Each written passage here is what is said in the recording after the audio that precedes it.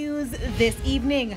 At least 3 people dead in another U.S. shooting. Economic growth. PIOJ explains positive economic findings for January to March quarter. Over $1 billion in lottery scamming, a major threat to the Jamaican economy. U.S. CDC again lists Jamaica as a high-risk destination for COVID-19.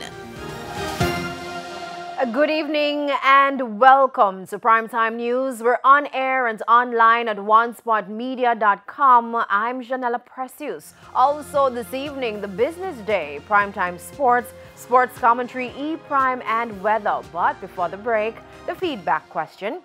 And this evening, we're asking what's your reaction to the news that Jamaica Zoo has been ordered closed by NEPA. You can share comments online, facebook.com/televisionjamaica and tweet us at televisionjam1.